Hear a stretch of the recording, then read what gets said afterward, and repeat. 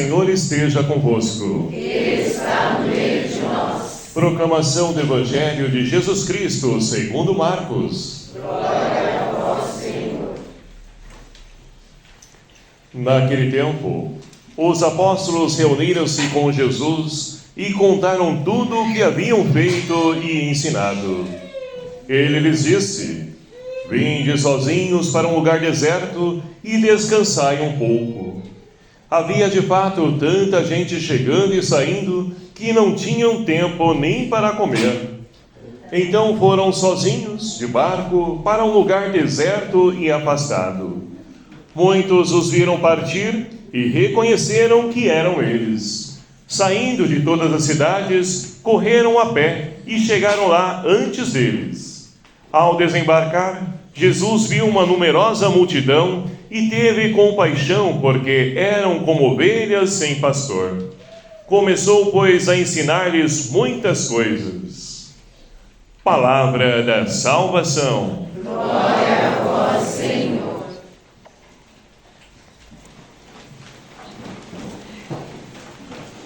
Queridos irmãos e irmãs, louvado seja o nome do nosso Senhor Jesus Cristo. Para sempre seja louvado. E caminhando então no nosso tempo litúrgico, nós temos então a oportunidade de hoje podemos então refletir sobre uma continuidade do Evangelho do domingo passado.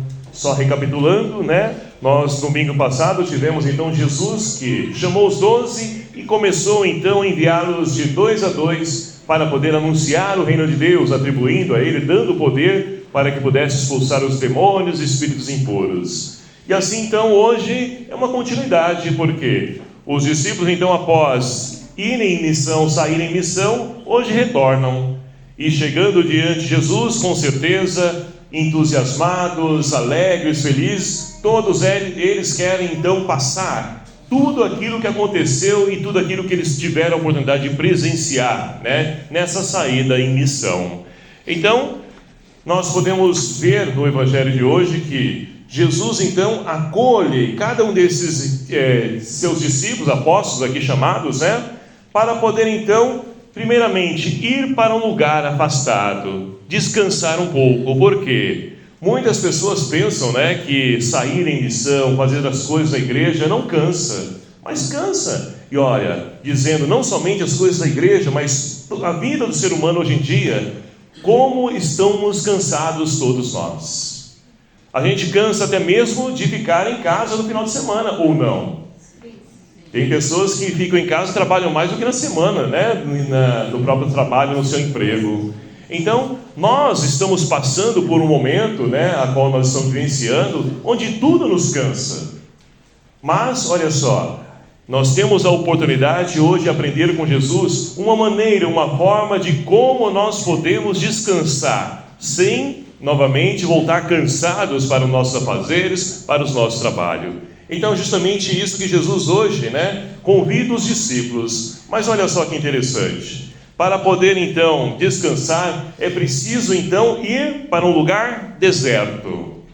E deserto, se nós, então, olharmos no Antigo Testamento, várias vezes, então, também Deus, Ele chama as pessoas para o deserto, porque o deserto não é um lugar, geográfico como nós conhecemos, onde tem lá aquela secura, aquelas areias, alguns lugares com camelos. Não é nada disso, Na Bíblia, o deserto é lugar de encontro com Deus, é lugar de silenciar, de parar, de realmente parar. Por quê? Muitas vezes nós, até mesmo em casa no final de semana, deitado, dormindo, hoje em dia, muitos colocam até o fone no ouvido e dormem com aquele negócio no ouvido, e com isso o psicológico da gente, ou seja, a nossa parte interior, ela não consegue descansar, porque a pessoa, o físico está dormindo, mas o psicológico está absorvendo as informações que são transmitidas, seja através de uma música, seja através de uma palestra que você estava ouvindo, e ali cochilou, dormiu. E aí por isso que a gente não descansa. É preciso parar para poder então silenciar. Mas muitas pessoas então têm medo de parar, de silenciar. Por quê? Porque muitas vezes a gente vai olhar dentro de nós e descobrir aquilo que nós não gostamos em nós. que é preciso melhorar, transformar, que é preciso trabalhar aquilo, então nós não queremos, pelo contrário, ao invés de resolver o problema, nós nos afastamos, né, dele, deixamos ele para trás e não resolve nada, não muda nada. E aí nós vamos então vivendo constantemente daquela mesma forma. E com certeza Jesus sabe daquilo que nós precisamos, e é por isso que ele chama seus discípulos para um lugar deserto, para poder ter esse encontro com Deus, para não deixar que o entusiasmo, né, possam ali fazer com que eles se achem melhores que os outros, para que saiam então, tirem os pés do chão das sandálias da humildade. Então é preciso também descansar, e para poder descansar, torna a repetir, é preciso silenciar para poder ouvir Deus. Olha só, o Salmo hoje, e não é à toa que é um dos maiores salmos, né, a qual muitas pessoas leem esse salmo, conhecem esse salmo, por quê? O Salmo 22, né? O Senhor que é o bom pastor. Como é gostoso a gente poder então rezar esse salmo, ler esse salmo. Por quê? Ele traz para nós conforto, segurança, esperança de um Deus que cuida, zela de nós que somos suas ovelhas. E Ele sabe daquilo que nós precisamos. Ele ampara, Ele guia, Ele nos leva então para lugares refrescantes, repousantes e prepara ainda uma mesa para nós. Então, o bom pastor é aquele que cuida, zela das suas ovelhas. E é por isso então que Jesus, percebendo nos seus discípulos que estão entusiasmados, cansados com a missão, Ele convida a se retirar para poder descansar. Ele que é o bom pastor, tudo conhece, tudo sabe. Ele também quer preparar as suas ovelhas que ora também são pastores. Porque saindo em missão eles foram pastores de alguém. E olha, por falar em pastor, quantos pastores ruins nós temos no dia de hoje? E não somente pastores falando, né, na questão religiosa. Pastor somos cada um de nós também que temos, né, alguém que Deus confiou aos nossos cuidados. Seja como um gestor, um líder no trabalho, seja como uma professora, um professor. Todos nós temos, como pai e mãe, nós temos ovelhas que devemos então cuidar. Os políticos então são pastores. E olha, quantos pastores, né? E que pastores estão sendo? Então, é uma oportunidade de nós podermos hoje refletir nessa liturgia, primeiramente, que nós precisamos então de uma pausa na nossa vida, parar um pouquinho a nossa vida para descansar, mas descansar em Deus, como na liturgia de hoje vai nos ensinar. E também a questão do pastor, que cuida das suas ovelhas, e nós que também, ora, somos pastores, além de sermos também ovelhas.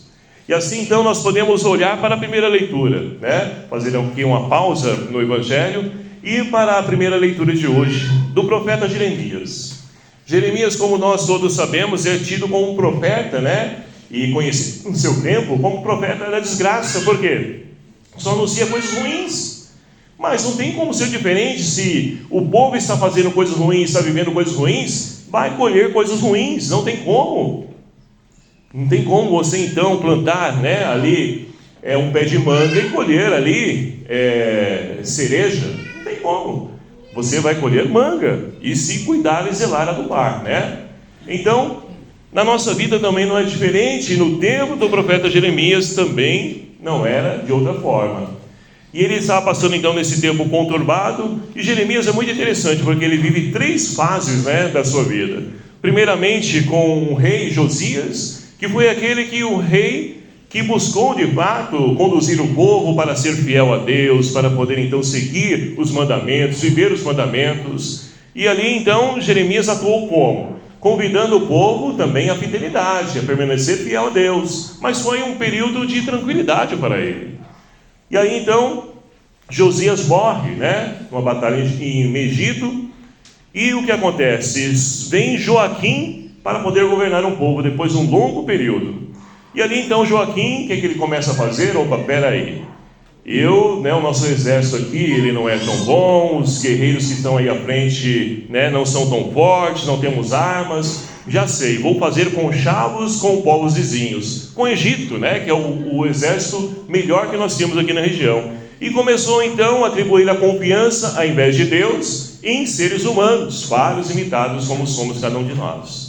E isso então despertou e levou Jeremias a poder, então ele que é a voz de Deus, a poder então falar para o rei Joaquim: olha, não é esse o caminho, permaneça no caminho, né, da fidelidade a Deus, desde que Deus seja ele a conduzir o exército. E infelizmente mesmo assim não foi possível. E o que aconteceu? A primeira leva das pessoas foram invadidas então ali pela Babilônia, e Nabucodonosor levou uma parte das pessoas para a Babilônia como escravos. E se não bastasse isso, né, o rei morreu, claro, na batalha, né? E aí veio um outro rei, Sedecias, que também não foi diferente. Esse rei também, buscando confiança em outros exércitos, ele traiu então a confiança de Nabucodonosor, porque foi Nabucodonosor que colocou ele governando esse povo. E ele traiu Nabucodonosor, colocando a sua confiança, fazendo conchavos, alianças com outros povos, outros exércitos. Então, foi um tempo muito difícil, porque, olha só, de um tempo de paz para um tempo de dificuldade. E quem de nós, olhando para a nossa realidade hoje, né, nós vamos perceber a transição que nós passamos. Momentos de paz também, mas de dificuldades, de lutas, de angústias, mas em todo o tempo Deus se faz presente através dos profetas, que nós ouvimos também, né, no domingo passado. Deus convida cada um de nós a sermos profetas, a poder anunciar, levar esperança para as pessoas. Mas para Jeremias não pôde ser diferente, porque só tinha momentos ruins, e é preciso então convidar o povo a mudar, para poder novamente retornar à paz. Mas olha só que interessante, né? Esses governantes que estavam governando o povo, eles estavam mais preocupados em se beneficiar com o lucro do povo, do que tirava do povo, do que poder então governar para o povo. E o político, né, a polis, é isso, é você governar para o povo. Não é eleito para governar para o seu próprio benefício. E eles estavam então agindo de forma errada. Mas olha só, diante de tudo isso, Deus não é indiferente. Pelo contrário, Deus então está vendo tudo isso, e é isso que nós então ouvimos nessa primeira leitura de hoje. Vai dizer então que os pastores não estavam cuidando das ovelhas. Ao contrário, estavam então fazendo com que as ovelhas se dispersassem. E a gente olhando para a nossa realidade hoje, quantas pessoas estão migrando também para outros países? Pessoas então que até então tinham na sua mente o Brasil como um país maravilhoso, e é de fato. Mas a atitude dos pastores, políticos que estão no governo, levam muitas pessoas a poder então ir buscar, né, refúgio lá em Portugal, lá nos Estados Unidos, no Canadá, outros lugares que nós conhecemos. Temos muitas pessoas fazendo esse processo de migração, até mesmo aqui na América do Sul, Chile, né, Argentina, outros lugares por aí. Por quê? Os pastores estão levando as pessoas a poder fugir, por quê? Não é conivente, né, gente? Tanto imposto que não retorna, imposto se você então, né, paga, mas você vê um retorno para benefício do próprio povo, para nós mesmos? Mas a gente não vê isso, pelo contrário, isso aí tem ido para o bolso de muitos, infelizmente. Então, esse descaso, né, leva as pessoas muitas vezes a poder então ver que não tem solução para os problemas, buscam refugiar em outros lugares, onde é menos, não que lá também seja melhor, mas é menos pior do que aqui. Então, como a gente pode perceber, né, no nosso tempo não é diferente, no tempo de Jeremias também era pior ainda. Então, mas Deus não é indiferente à dor e ao sofrimento das pessoas. E olha só, Ele mesmo vai então suscitar pastores, e é interessante isso, porque Deus está vendo, Ele vai suscitar pastores para que sejam de fato aqueles que governem para o seu povo, que estejam ao lado do seu povo. E por último, olha só, Ele vai então fazer nascer da descendência de Davi, porque era o rei por excelência, né, do povo judeu. Então, vai fazer da sucessão de Davi, vai fazer então brotar, né, um descendente que irá ser Deus nossa justiça, ou como está aqui, Senhor nossa justiça. Então, queridos amados irmãos, hoje para nós é fácil a gente ver, porque Deus realmente cumpriu, Ele é fiel, Ele cumpriu a sua palavra, e isso aconteceu em Jesus Cristo. Ele que é o pastor, que veio então ao mundo para poder nos curar, para poder então novamente nos conduzir, nos congregar, nos unir. E aí nós podemos olhar para a segunda leitura também, que fala justamente dessa realidade, porque Paulo escreve então à comunidade de Éfeso, né, dizendo que, Olha só, agora em Jesus Cristo, vós que outrora estáveis longe, vos tornaste próximo pelo sangue de Cristo. Então Cristo veio unir, congregar, novamente o seu povo, que estava disperso, sem esperança, sem perspectiva de vida, sem sonho. E olha, como é triste a gente perceber nos dias de hoje, as pessoas estão até mesmo deixando de sonhar. Mas sonhar, ainda não pagamos nada por sonhar. Por que não sonhar? Sonhar num mundo melhor, sonhar que nós vamos conseguir aquilo que muitas vezes nós tentamos, lutamos e não vemos, na verdade, uma resposta, uma coisa positiva em nosso favor. Mas no momento certo, Deus vai então intervir e a graça vai vir. Nós precisamos sonhar sim, porque torna a repetir, digo para lá em casa, sonho, ainda não pagamos nada por isso, e nem vamos pagar. É Ele que nos alimenta, é Ele que nos traz novamente esperança, que nos quer de fato conduzir a um propósito da nossa vida. Quantas pessoas perderam até isso, e por isso estão perdidas em si mesmo, depressão e tantas outras coisas.